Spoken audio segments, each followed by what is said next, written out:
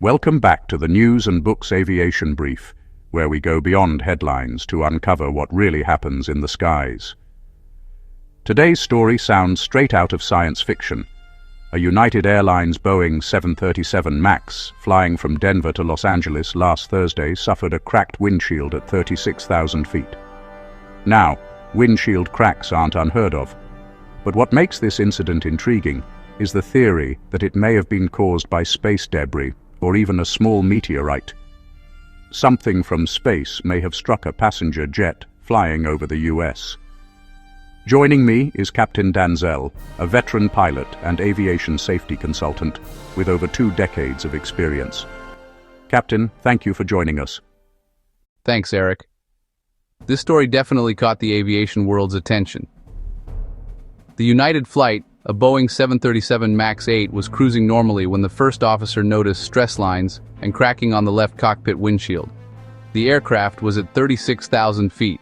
That's cruising altitude, well above typical bird strike zones. The pilots declared an emergency and descended to a lower altitude before safely diverting back to Denver.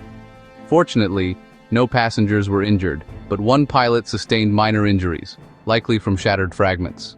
The FAA and NTSB have both launched investigations, but early reports mention something quite extraordinary: the possibility that the crack wasn't caused by mechanical stress or bird impact, but something external, potentially from space. It sounds wild, but it's not entirely impossible. The Earth's atmosphere is constantly bombarded by micrometeoroids, tiny fragments of rock or metal traveling at up to 70,000 km/h. Most of them burn up before reaching the ground, but once in a while, a small one can make it through the upper atmosphere. Now, commercial jets cruise between 30,000 and 40,000 feet, which is still within the troposphere. Not space, but high enough that small, fast-moving debris could theoretically strike. However, the chances are extremely low.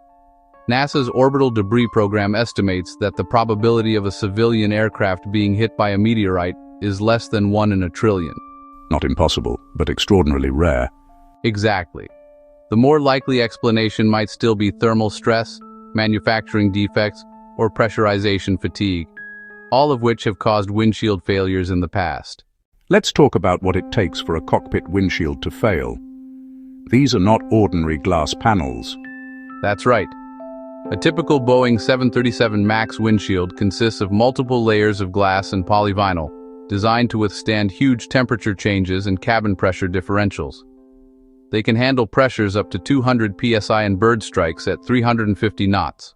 They're even heated to prevent icing at high altitudes. So, when one of these cracks mid-flight, it usually indicates a stress concentration, something like a flaw in the heating element, a voltage surge, or foreign object impact. The NTSB said they've retrieved the flight recorders and are examining both the cockpit voice recorder and the flight data recorder. If it turns out to be space debris, how would they confirm it?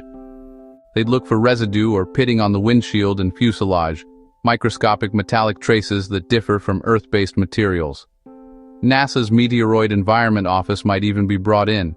If, on the other hand, it's electrical or pressurization related, investigators would find evidence of localized heating or component failure in the windshield heating system. Either way, this is a significant case because it could influence design reviews for next-gen cockpit glass. It's amazing to think that even in 2025, with all our aviation technology, the sky still has mysteries. There's a bigger question here. If this was space debris, what does it mean for aviation safety going forward? That's an important point. Low Earth orbit is getting increasingly crowded. Satellites, rocket stages, fragments from past launches. The more objects up there, the higher the risk of debris falling through. Most debris burns up before it reaches 60,000 feet. But with the rise of mega constellations like Starlink and OneWeb, the volume of decaying debris will increase. It's a reminder that space junk isn't just a problem for astronauts.